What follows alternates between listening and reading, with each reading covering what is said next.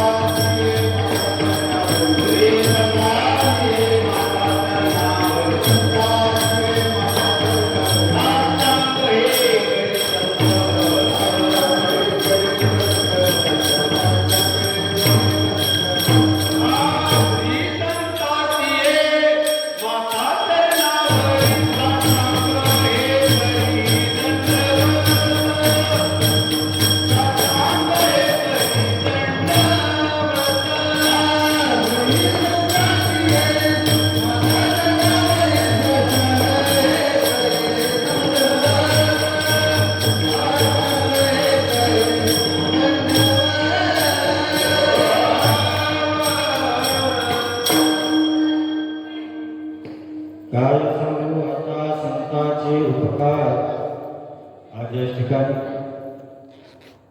प्रथम वर्षी दागा परिसर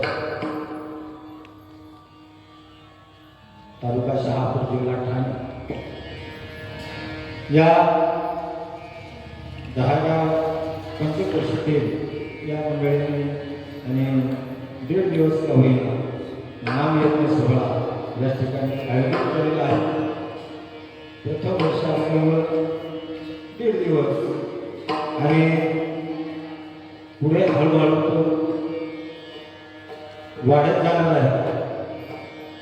यावर्षी रोप लावण्याचं काम या मंडळीने सर्वांनी केलेलं आहे.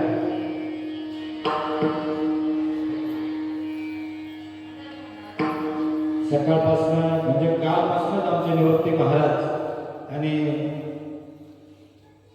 रात्री ही मंडळी सर्व आलेली आहेत त्यांच्या व्यवस्थित करता आणि ही मंडळी निवृत्ती महाराज रात्रीपासून त्यांची वाट पाहतात. सकाळी या सप्ताहाचा प्रारंभ झाला महाराजांच्या मार्गदर्शनाने आणि आमच्या यशवंत महाराज यांचे या ठिकाणी रामजप यांच्या मार्गदर्शनाने या ठिकाणी पार पडलेलं आहे. त्यानंतर मला वाटते खातिवली भास्कर महाराज यांचं प्रवचनाचा कार्यक्रम झालेला आहे. त्यानंतर प्रदक्षिणा झाली आणि हरिपाठ झाल्यानंतर आता ही कीर्तनरूपी सेवा माझ्या वाट्याला आलेली आहे. वास्तविक पाहता श्री क्षेत्र त्र्यंबकेश्वर आणि या त्र्यंबकेश्वर नगरीमध्ये आपण आज या भूमीमध्ये आलो. अतिशय पुण्याची महत्वाची गोष्ट आहे म्हणजे जेणेकरून की धन्य आजे दिन आणि झाले संतांचे दर्शन. या ठिकाणी एकमेव गंगेचं स्नान आहे, संतांचं दर्शन आहे आणि देवाचं दर्शन आहे. मग त्रिपुटी संगम या ठिकाणी आहे आणि म्हणून या तीर्थाला अतिशय महत्व आहे. म्हणून या तीर्थक्षेत्रामध्ये आला की तो उद्धरून गेला याच्यात काही शंका घेण्याचे कारण नाही. काय दृष्टी पडता ब्रह्मा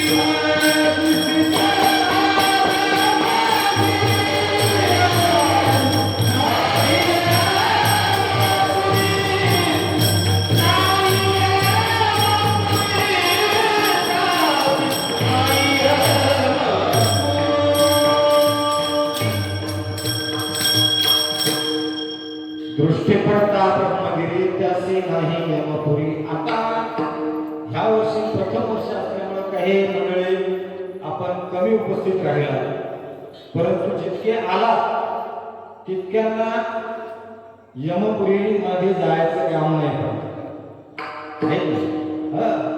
तुम्ही जितके आला तुम्हाला यमपुरी आता चुकलेली आहे. तुम्ही आता तुम्हाला यमपुरीला जायची गरज पडणार नाही. सकाळी तुम्ही स्नानाला कुशावर्तावरती गेले, बरोबर आहे. परंतु त्या कुशावर्तामध्ये तुम्ही स्नान केलं, परंतु त्या गंगेचं नुसतं नावच जरी घेतलं, आज तुम्ही त्याचं स्नान केलं. वाचे म्हणता गंगा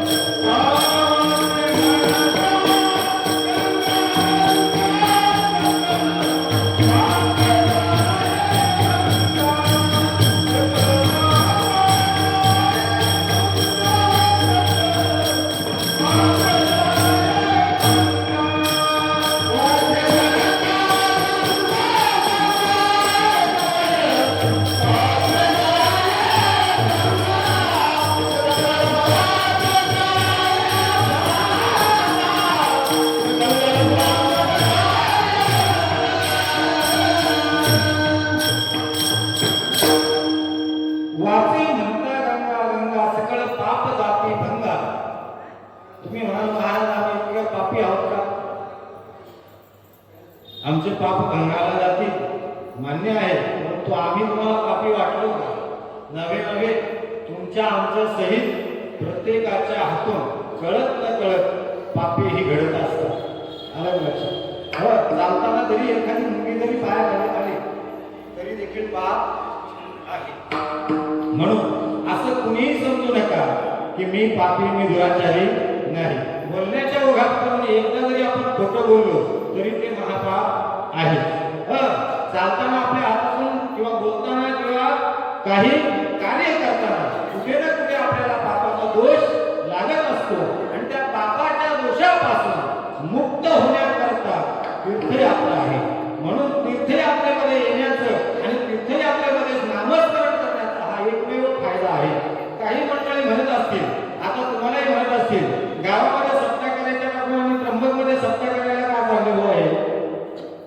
गावामध्ये सप्ताह करायचा टाकून आता आम्ही पंढरपूरला सप्ताह करतो.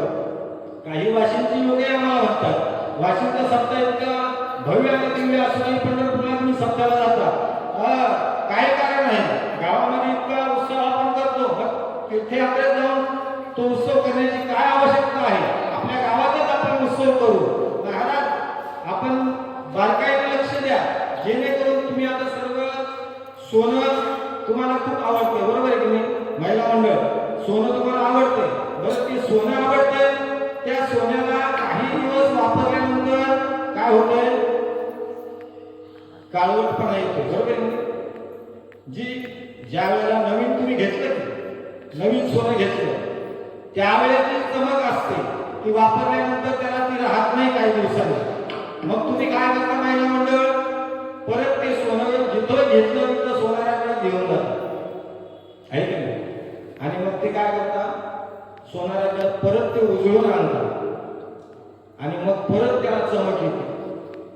तद्वत आपल्याला आपण संसारामध्ये गुरफटलेली माणसं आहोत. आपल्या विचारामध्ये, संसाराच्या रहाडगाड्यामध्ये आपले विचार काय झाले, मलिन झाले. ज्या कार्याकरता आपण आलो त्या कार्यावरती आपला काय झाला, गंध चढला. आपल्या भाषेत आपल्या इकडे काय म्हणतो त्याला आपण, गंध आला. एखाद्या लोखंडाला काय म्हणतात, गंध चढला. तसं आपल्या बुद्धीला गंध चढला. आपल्याला परमार्थाची ओढ काही राहिली नाही. मग आता ते देहरूपी सोना आता कुठे न्यायला पाहिजे, सोनाराकडे न्यायला पाहिजे की नाही. आता इथं मोठमोठे निवृत्ती दादांच्या सारखे सोनार इथं बसले. आलं का लक्षात. भल्या भल्यांच्या त्यांनी काय केलं, त्यांनी उजळा बाया आलो वाटा, त्यांनी उचलून टाकलं त्यांना सर्वांना. तुम्हाला सर्वांना काय केलं, साधू संतांनी उचलून टाकलं बा. असे ते मोठमोठे तुकाराम महाराजांच्या पासून अनेक संत हे काय आहे, सोनाराच्या रूपाने तुम्हाला उद्धार करण्याकरता, उजळणे म्हणजे उद्धार करणे, उद्धाराकरता ते आले दीनजन. अरे तुमचा आमचा उद्धार करण्याकरता या ठिकाणी आले. आणि निवृत्तीदारांनी या कोकण परिसराचा उद्धार व्हावा आहे की नाही. या ठिकाणी हा आदिवासी सर्व समाज आहे, यांचा उद्धार होण्याकरता निवृत्तीदारांनी या ठिकाणी समाधी बसलेले आहेत निवृत्तीदादा. आणि ते तुमचा आमचा उद्धार करतील. म्हणून तीर्थामध्ये मला सांगायचं आहे की तीर्थामध्ये जाण्याचा एकमेव जर कारण असेल तर आपला उद्धार करून घ्यायचा आहे. नामस्मरण तुम्ही आम्ही घरी सुद्धा करतो, नाही करत असं नाही. परंतु या ठिकाणी जे नामस्मरण करतो आपण, या ठिकाणी नामस्मरण, इथं तीर्थ साक्षीला आहे, इथं संत साक्षीला आहे आणि इथं देवही साक्षीला आहे. म्हणून इथं जे नामस्मरण घडतं ना ते अतिशय पुण्यवान नामस्मरण आहे. म्हणून या ठिकाणी येऊन नामस्मरण करायचं आहे.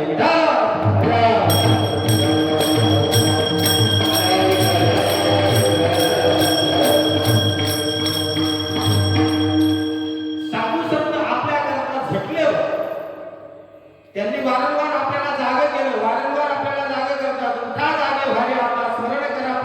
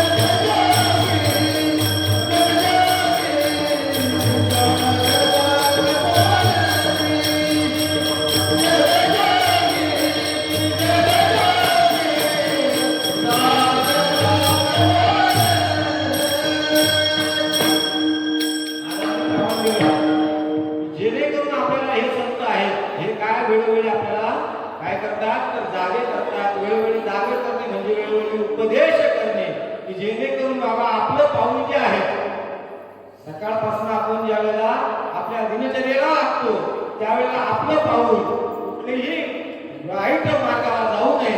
आपले जे शब्द आहेत त्या शब्द जे आहेत ते वाईट कधी आपल्या हातून निघू नये. फार काही सांगणं उचित नाही मला वाटते की जेणेकरून असं फार मोठा परमार्थ नाही. परमार्थ केला तर अतिशय सोपा आहे. परमार्थ म्हणजे काय जेणेकरून मला तर वाटते इतका सोपा परमार्थ आहे जेणेकरून आपण सकाळी जर उठलो आणि नुसतं आपण ठरवलं की आज आपण दिवसभर आपण फोटो बोलायचंच नाही हे अतिशय उत्तम परमार्थ आहे. दिवसभर आपण ठरवलं सकाळी की आज या हाताने वाईट कुठलं कृत्य करायचंच नाही, नवे नवे ते घडून द्यायचंच नाही, याच्यासारखा परमार्थच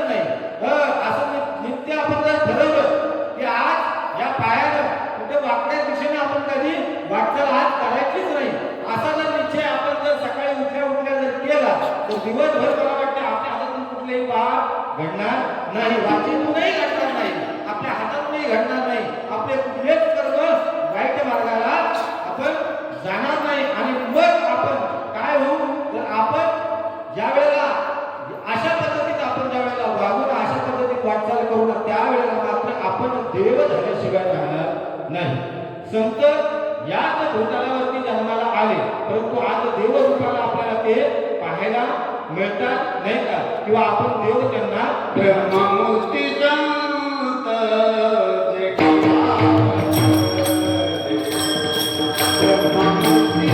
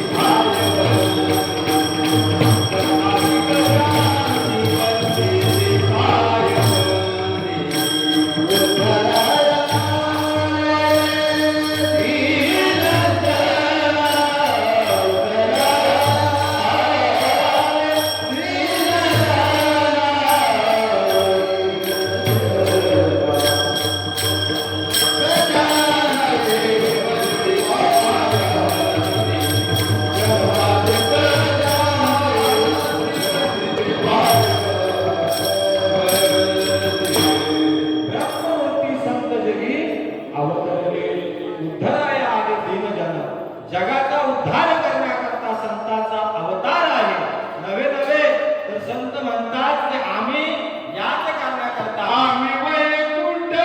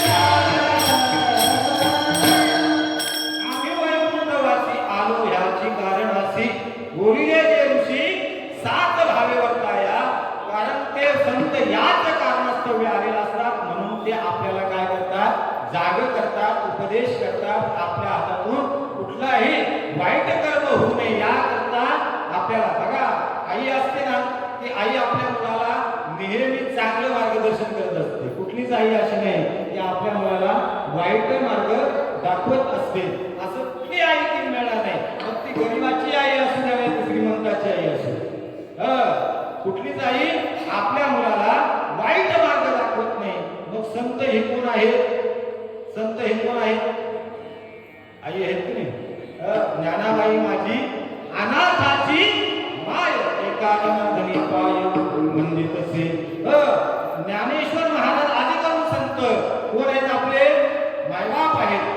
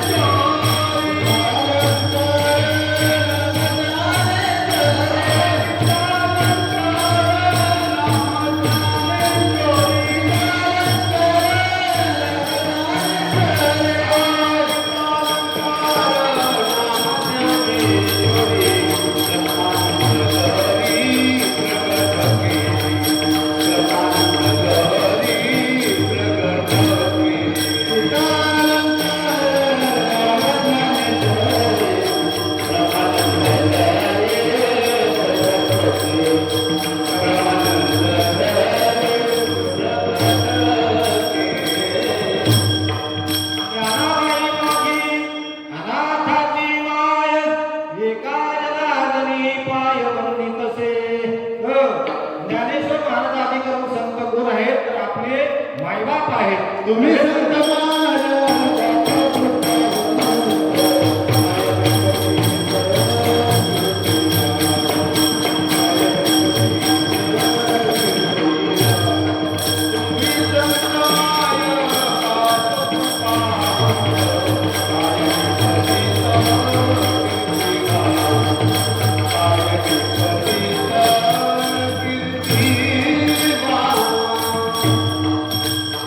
तुम्ही संत भाय बाप कृपावंत कायमी पतित कीर्ती वर्णू. त्यांची काय कीर्ती वर्णावी की पामर आहोत आपण त्यांची कीर्ती वर्णू शकत नाही बाबा. साधू संत जगद्गुरु तुकोबारा आदी करून संत सुद्धा सांगतात की त्या संतांची आम्ही महती सांगू शकत नाही. नव्हे तर त्यांचे अगणित उपकार आहेत. त्या उपकारातून सुद्धा आम्ही काही उतराय होऊ शकत नाही. असे मग तुम्ही म्हणा प्रश्नचिन्ह आहे तसे संत असं करतात तरी का? संत असं करतात काय की जेणेकरून तुम्ही म्हणता की ते मायबाप आहेत, ते दयेचे सागर आहे. कशावरून बाबा ते आमचा उद्धार करतात? कशावरून? तुम्हाला साधं उदाहरण सांगतो. वाल्याकडे होता, तुम्हाला दृष्टांत सर्वांना माहिती आहे. कथा भाग आपण घेत नाही, परंतु मुद्द्याचं तेवढं घेऊ जेणेकरून त्या वाल्याचा 7 रात्र त्यांनी भरली होती. काय करून? पुण्य करून 7 रात्र भरले होते. कशातच भरले होते? वाटमारी करून. म्हणजे एक ब्राह्मण मारायचा आणि एक दगड त्या रांजणामध्ये टाकायचा. तुमच्या आमच्या सारखे मारले तर दगड टाकायचा अनेक लक्षात. फक्त ब्राह्मणच मारला का दगड टाकायचा. मग असे 7 रांजण भरले हो. मला सांगा इतकं पाप झालं, परंतु संत रूपाने नारदजी त्यांना भेटले आणि नारदाने त्याला उपदेश केला. आणि मग काय झालं? नारदाने उपदेश केला, परंतु वाल्याचा कोण झाला? तो नुसता वाल्मिक झाला नाही. इतक्यावरती थांबलं का? इतक्यावरती थांबलं नाही. देवाला त्याच्या आज्ञेनुसार वागावं लागलं. इतका मोठा देवापेक्षा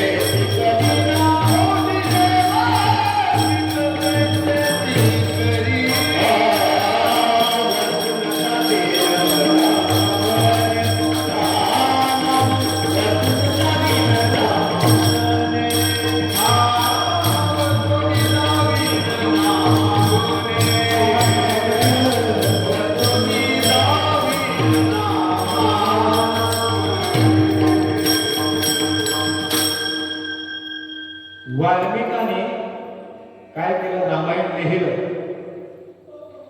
राम जन्माला यायच्या अगोदर लिहिलं. बरोबर? राम जन्माला यायच्या अगोदर रामायण तयार केलं. नंतर देव जन्माला आले आणि त्या अनुसार देवाला वागावं लागलं. मग आता तुम्ही मला सांगा, देव श्रेष्ठ का संत श्रेष्ठ? देवाला संताचं ऐकावं लागलं का संताला देवाचं ऐकावं लागलं? बोलिला वाल्मिक तैसेची वर्ते आणि वर्तोरी नावीनं म्हणे नामा. काही पाठ असं बोलिला वाल्मिक तैसेची करीन आणि वर्तोरी नावीनं म्हणे नामा. म्हणून या ठिकाणी मला इतका मुद्दा सांगायचा आहे की ज्या वेळेला संतांची कृपा झाली, नारदासारखे संत वाल्मिकाला मिळाले, आणि वाल्याचा वाल्मिक ऋषी झाला. आता इतकं बाब आपल्या हातातून घडलं का? काय म्हणाय तुमचं? इतकं सातरांगण आपले भरलेत का? हात वर का? भरले नाही भरले. सात रांगण आपले इतके भरले नाही, म्हणजे इतके वाल्याच्या इतके आपण पापी नाही, इतके दुराचारी नाही. मग इतकं पाप आपल्या हातातून घडलं नाही. मग आता जर आपण नामस्मरण केलं तर आपला निश्चित उद्धार होईल की नाही? मग संतांची आता उद्धार होण्याकरता फक्त एकमेव आपल्याला कसली कसरत आहे? संतांच्या कृपेची. आणि संतांच्या कृपेची कधी कृपा होईल? संतांच्या गावाला गेल्यानंतर. संत कृपे त्वरित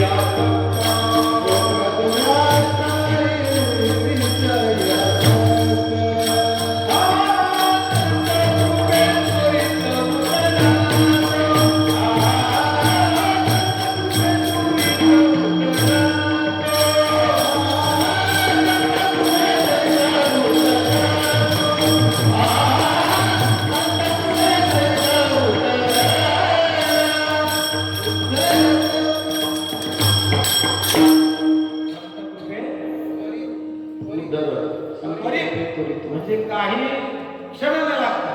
त्वरित या शब्दाला काही क्षण न लागता, वाट बघायची गरज नाही. आज उद्धार होईल, उद्या उद्धार होईल, परवा उद्धार होईल, अशी वाट बघायची नाही. संतांची कृपा झाली रे झाली की तात्काळ आपण सारिके करीती तात्काळ आपण सारिके करीती तात्काळ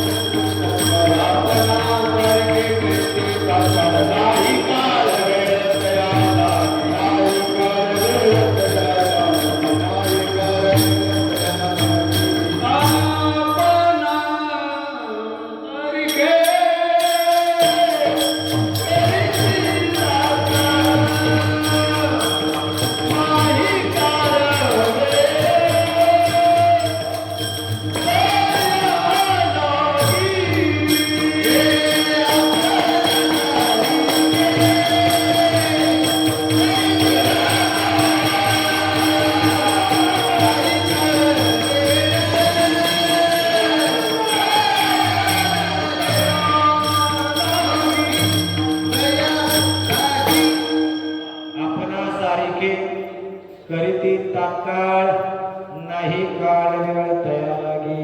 म्हणून संतांचे अगणित उपकार आहे.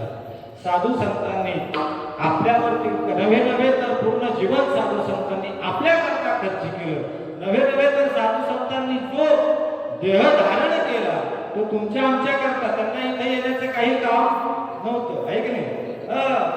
ते वैकुंठातून इथं आले, येण्याचं काही कारण नव्हतं त्यांना, तुमच्या आमच्या करता आले. बर इथं येऊन त्यांनी काही इष्टेट बाकी काही कमवली, हे की नाही?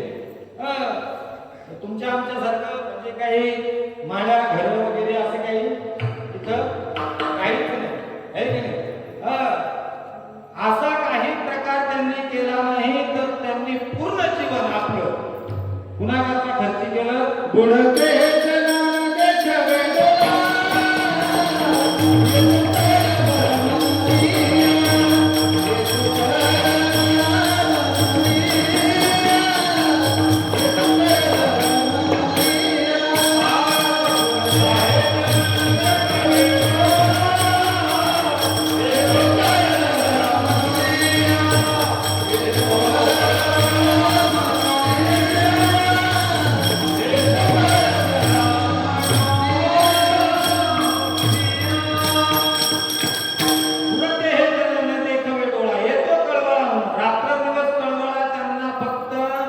तुमचा आमचा येत होता, बाकीचा काहीच नाही. त्यांच्या डोक्यात एकच होतं काय? तर हे पुढते हे जन हे जग आहे याला कुठेतरी काठाला लावलं पाहिजे, यांना कुठेतरी वाचवलं पाहिजे, यांना कुठेतरी थारा दिला पाहिजे, यांना सन्मार्गाला लावलं पाहिजे. एकमेव साधू संतांचा हा हेतू होता आणि म्हणून त्यांनी पूर्ण जीवन आपलं या समाजाकरता खर्ची केलं. म्हणून आज त्यांच्या काय आहेत, जयंत्या आहेत, आज त्यांच्या पुण्यतिथ्या आहेत, नाही का? आज त्यांच्या पुण्यतिथ्या आहेत आणि आपलं कोणी श्राद्धही घालत नाही, आपलं कुणी श्राद्धही करत नाही. परंतु त्यांच्या 700 वर्ष झाली, 700 वर्ष उलटून गेली बा, तरी आज त्यांच्या पुण्यतिथ्या साजऱ्या होतात. का होता तर त्यांनी स्वतः करता काही केलं नाही. चंदनासारखे ते झिजले बा, चंदनाप्रमाणे, हे की नाही? चंदन काय करतंय, स्वतः झिजते पण सुगंध दुसऱ्याला देतो, बरोबर की नाही? चंदन स्वतः झिजला जातो, जितकं घासलं तितकं सुगंध त्याचा सुटला जातो. त्याचप्रमाणे संत सुद्धा स्वतः चंदनाप्रमाणे झिजले आणि त्यांनी चंदनाचे हात पायही चंदना, चंदनाचे हात पायही चंदना,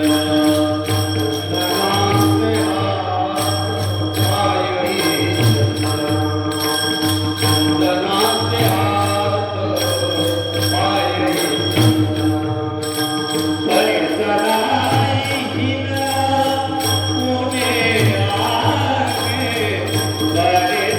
चंदनाचे हात पायही चंदना.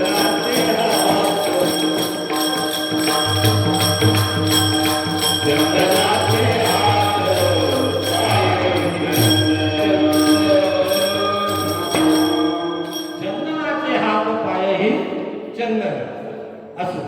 त्यावेळेला मला एकच सांगायचं की संत हे काय आहे, चंदनाप्रमाणे आहेत, चंदनासारखे झिजले. म्हणून अभंगाच्या प्रथम चरणामध्ये काय सांगू आता,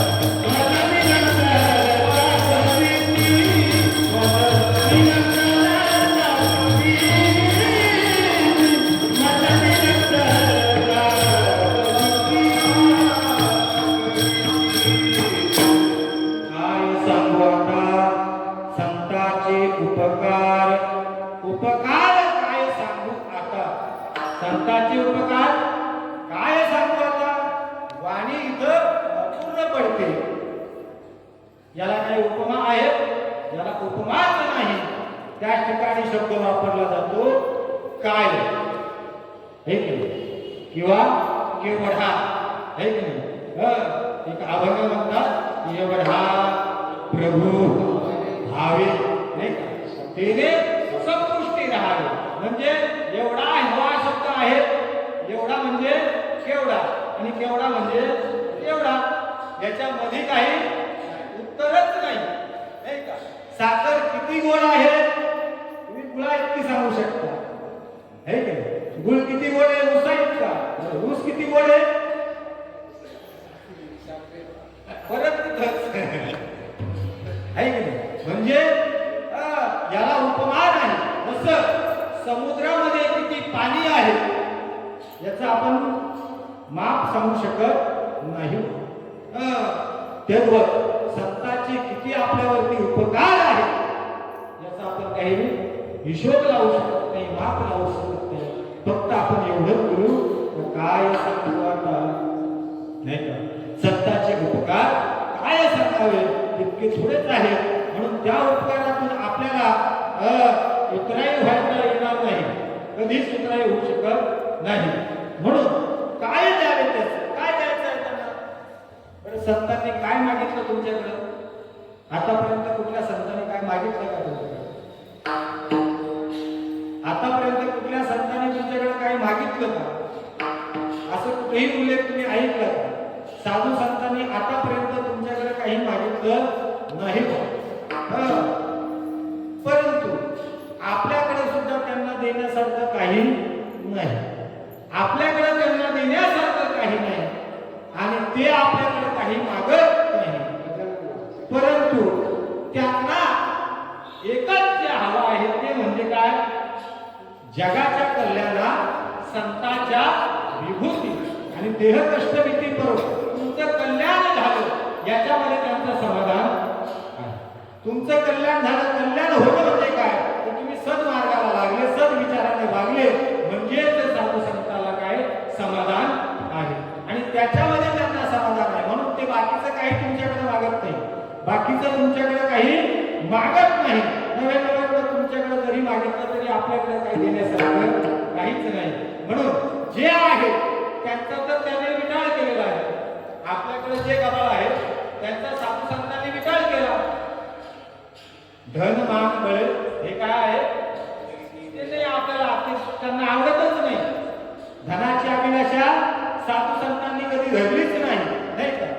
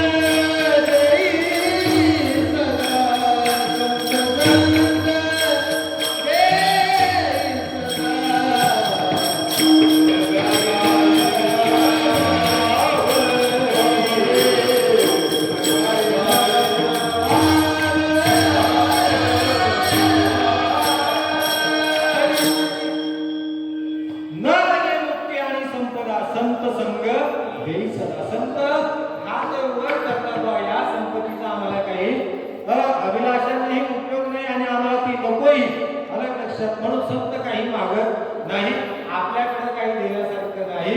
म्हणून अभंगाच्या तृतीय चरणामध्ये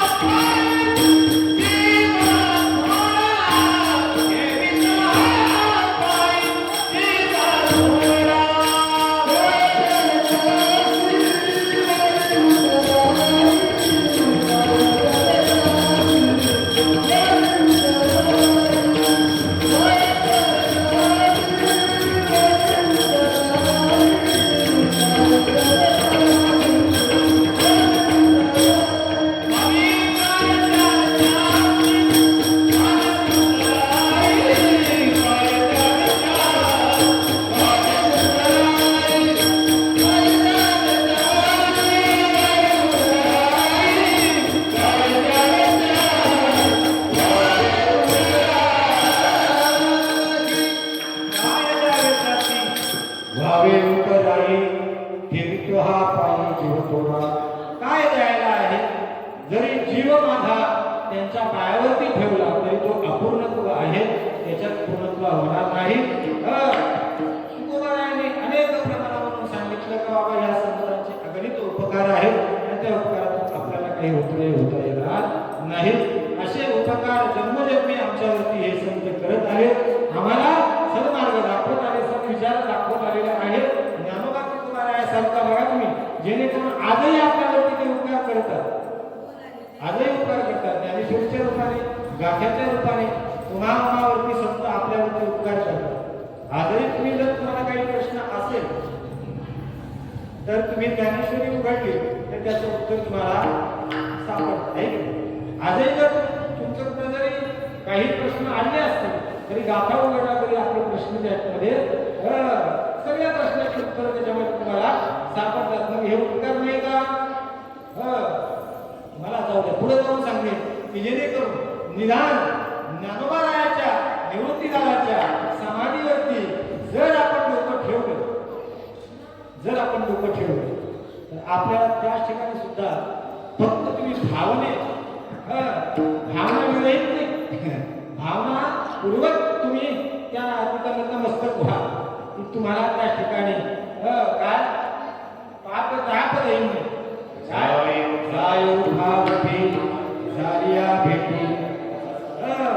तुम्ही त्या अनन्य भावाने त्या ठिकाणी काय झालं पाहिजे?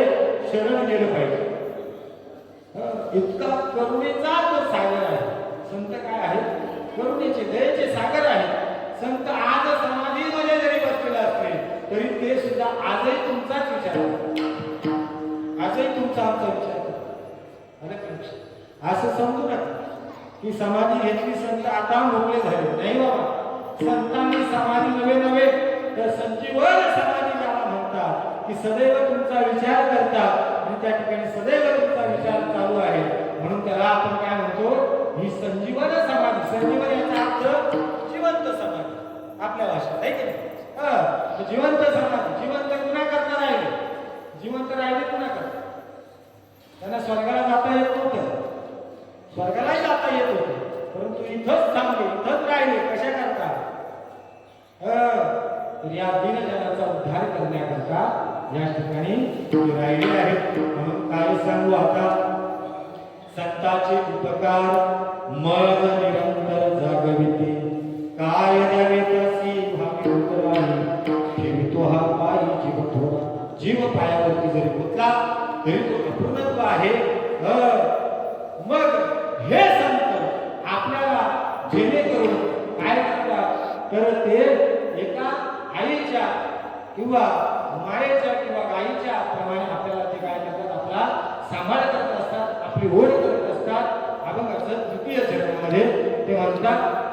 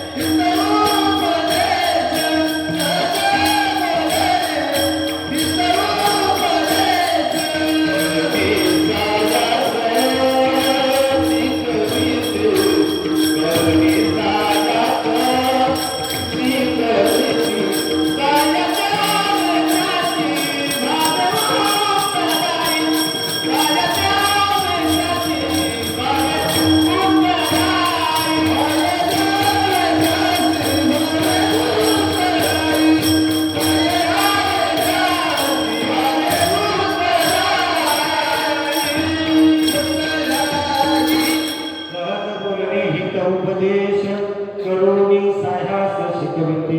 सहज संत बोलून जातात आणि ते हिताचं आपल्या आहे, आपल्या अहिताचं कधी ते बोलत नाही. वेळोवेळी आपल्या हिताचंच ते बोलत असतात. म्हणून सहज बोलणे हित उपदेश करून ते सहज जरी बोलले तरी आपल्या हिताचं आहे. आणि आपण एखाद्याला सहज जरी बोललो तरी आपल्या कानफटात बसल्याशिवाय राहत नाही. आपण सहज बोललो तरी एखाद्याला राग येतो आहे की नाही? पण संत आपल्याला सहज जरी बोलले तरी आपला उद्धार होतो. हा संतांचा आणि आपल्यातला फरक आहे. आगन लावा म्हणजे संत नाही, माळ घातली म्हणजे संत नाही, पेटा बांधला म्हणजे संत नाही. तर संत काय करतात? संत अगोदर ते काय तर स्वतःचे 6 धुवून टाकले, त्यांनी स्वतःचे 6 धुवून टाकले आणि म्हणून त्यांना ती संत ही पदवी प्राप्त झाली. आमच्या अजून 6 नाही, एकही गेला नाही. आमच्यातला एकही अजून बाजूला गेला नाही. 6 म्हणजे काय? षडविकार. हे षडविकारातला एकही विकार आमच्या अजून बाजूला सरला नाही. आणि जोपर्यंत एकही सरत नाही तोपर्यंत आम्ही त्या पात्रतेचे होत नाही. म्हणून संत हे काय आहेत? निर्विकार आहेत. कुठलंही पाप त्यांच्या जवळ नाही, अशी ती निर्विकार आहेत. आणि त्या संतांचं एक सहज शब्द जरी निघाला तरी आमचा तो काय आहे?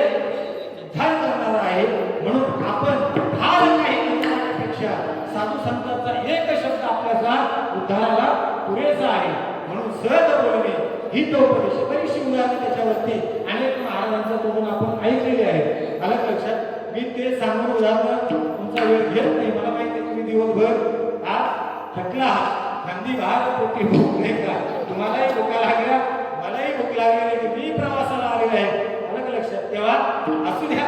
तेव्हा आज या ठिकाणी तुम्ही आला म्हणून आपण तृतीय चरणाचा थोडक्यात आपण भावार्थ पाहत आलो. केला नाही बरं का, फक्त पाहिलं. आलं का? कारण साधू संता इतका आपण काही विद्वान नाही. आणि मला वाटते माझ्यापेक्षा ही सर्व मंडळी विद्वान आहे. आलं का लक्षात?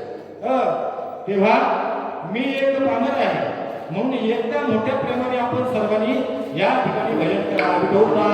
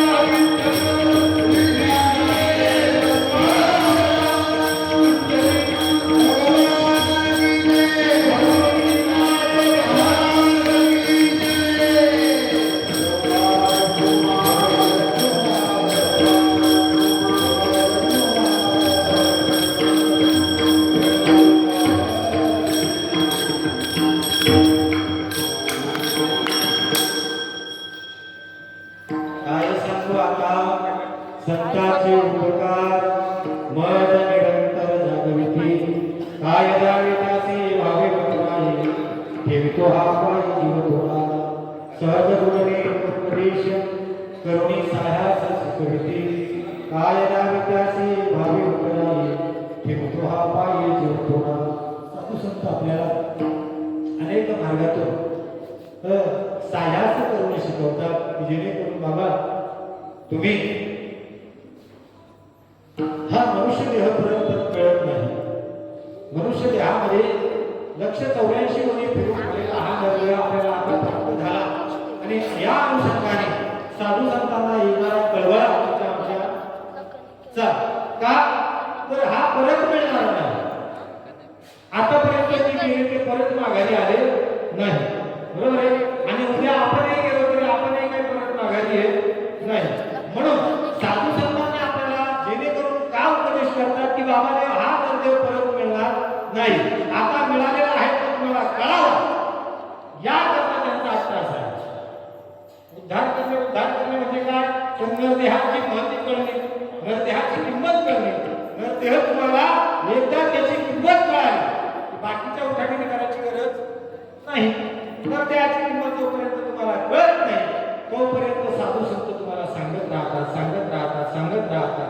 परंतु आम्ही मात्र ऐकत राहतो. परंतु आमच्यात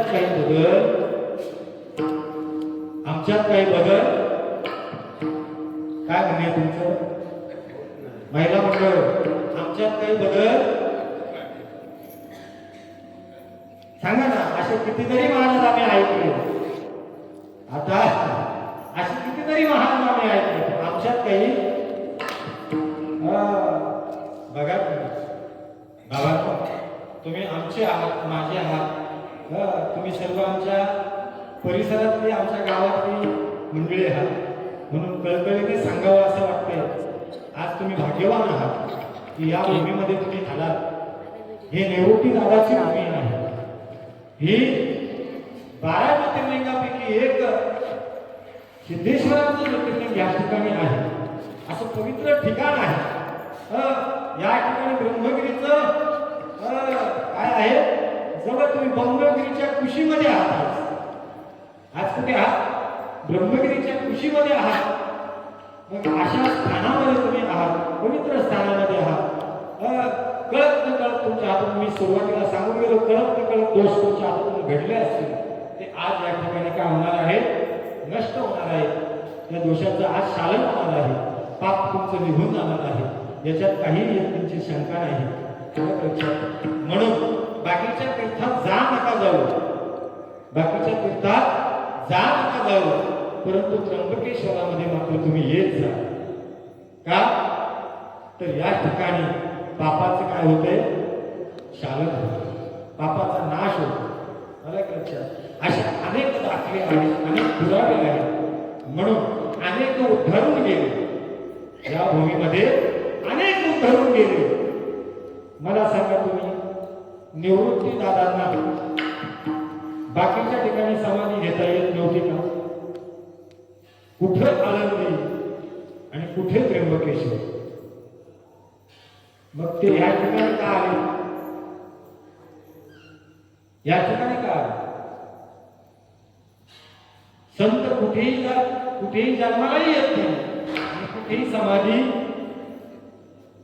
घेत नाही. बरोबर आहे की नाही? संत कुठेही भूमीमध्ये जन्माला येतही नाही आणि कुठेही समाधी घेत नाही. योग्य त्या ठिकाणी समाधीला जातात आणि योग्य त्या ठिकाणी जन्माला येतात. पवित्र ते कुळ पावन तो ते हरीचे दास जन्म घेतले. म्हणून अशा पवित्र ठिकाणावरती साधू संतांनी जन्मही घेतला आणि समाधी झाली. म्हणून ही पवित्र भूमी आहे या ठिकाणी.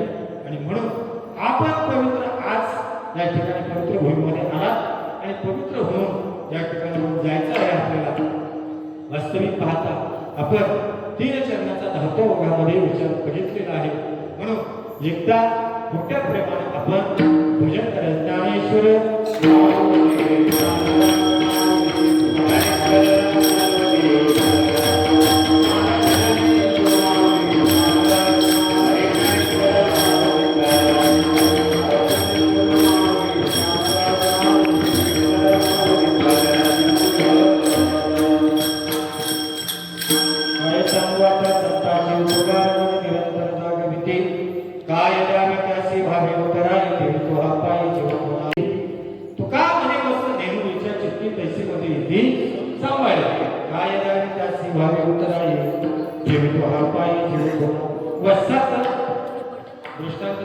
शेवटच्या चरणामध्ये दिलेला आहे.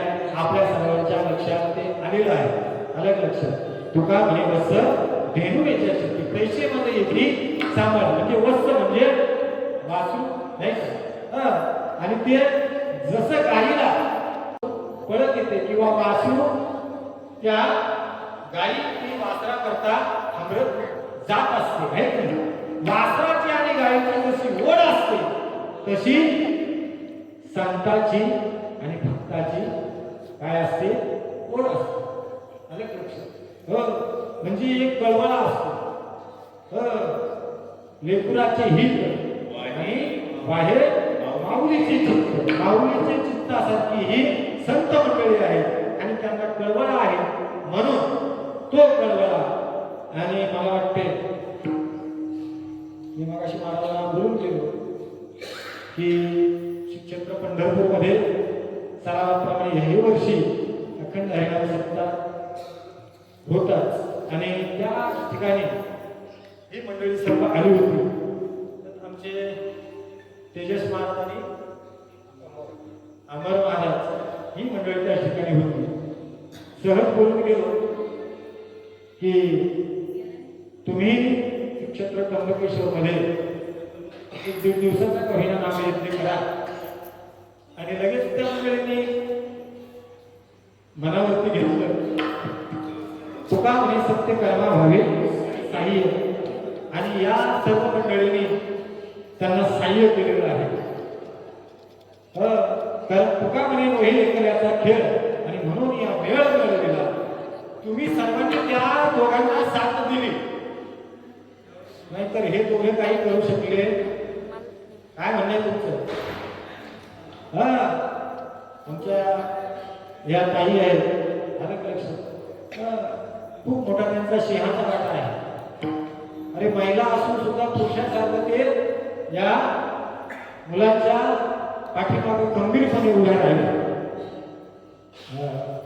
त्यांचा आदर्श आपण घेतला पाहिजे. याच्यामध्ये काही स्वार्थ नाही बघा. याच्यामध्ये त्या मुलांचं किंवा या मंडळीचं काही स्वार्थ नाही. आलं का लक्षात? त्यांचा एकच स्वार्थ आहे की आमच्या गावातील आमच्या परिसरातली मंडळी, मी सुरुवातीला सांगून कळत न कळत त्यांच्या हातून काही पाप पुण्य जर झाले असतील तर त्यांचाही उद्धार होत जाऊ द्या, हा हेतू आहे त्यांच्या मनामध्ये. आणि म्हणून तुम्हाला इथपर्यंत त्यांनी आणलं. कुशावर्तावरती तुम्हाला स्नान घडलं, ब्रह्मगिरीचं दर्शन घडलं, सिद्धेश्वराचं दर्शन घडलं, निवृत्तीनाथाच्या समाधीचं दर्शन घडलं. अजून काय पाहिजे तुम्हाला? सांगा मला. किती मोठं आतापर्यंत तुमचं किती आयुष्य या संसारामध्ये गेलं, परंतु इतका मोठा लाभ आपल्याला आतापर्यंत झाला नव्हता. आणि तो आज या मुलांनी तो घडून आणलेला आहे. वयाने जरी लहान असतील परंतु कीर्ती महान आहे, नवीन नवीन तर विचार महान आहे. आलं का लक्षात? म्हणून पुढे जर तुम्ही यांना अशीच जर साथ दिली, ऐका माझे शब्द, पुढे जर तुम्ही यांना अशीच जर साथ दिली तर 7 दिवस सत्ता झाल्याशिवाय राहणार.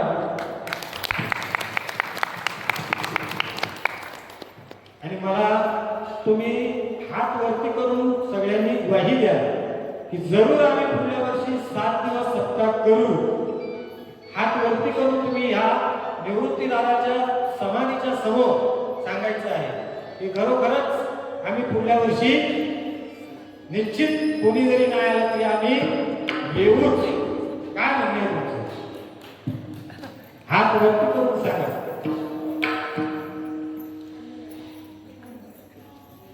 सगळे मंडळी येणार निश्चित. वा, कालपासून आमचे यशवंत महाराज काठोळे हे देखील या ठिकाणी उपस्थित आहेत. तुमच्या आवडीवर ते या ठिकाणी उपस्थित आहेत.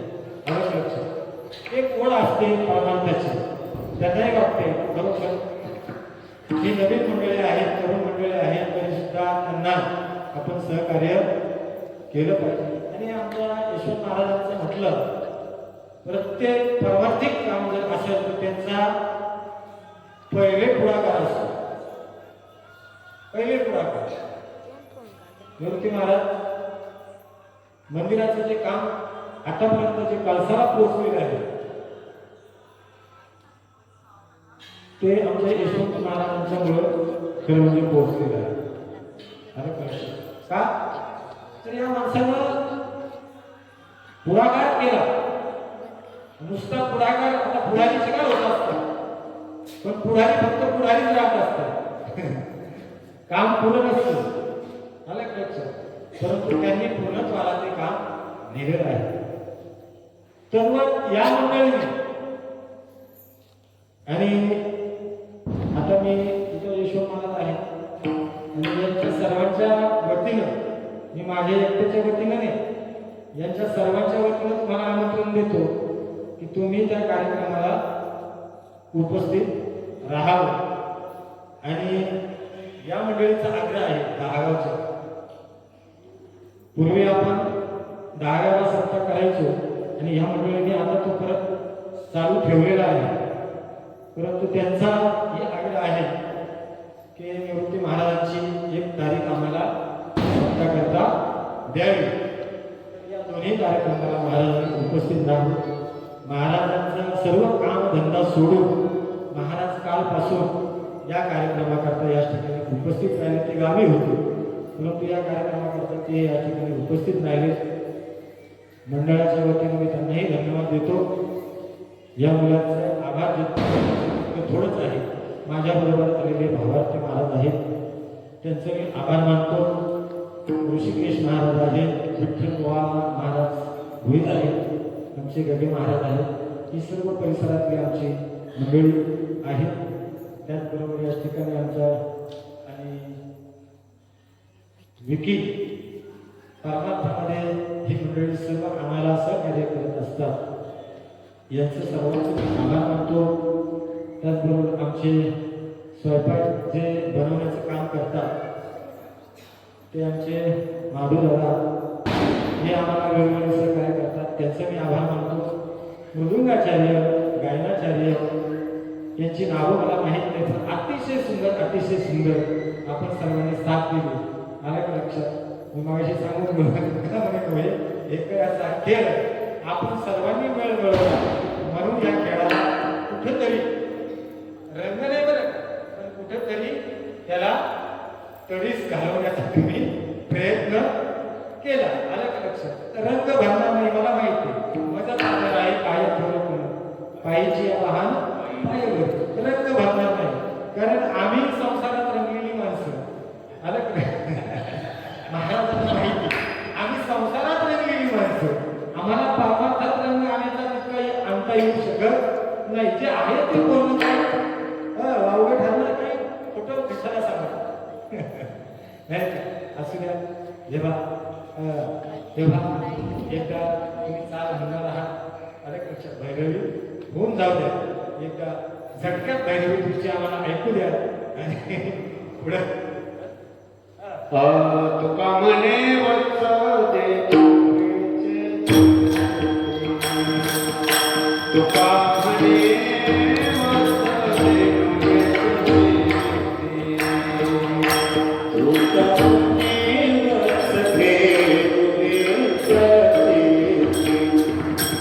Thank you.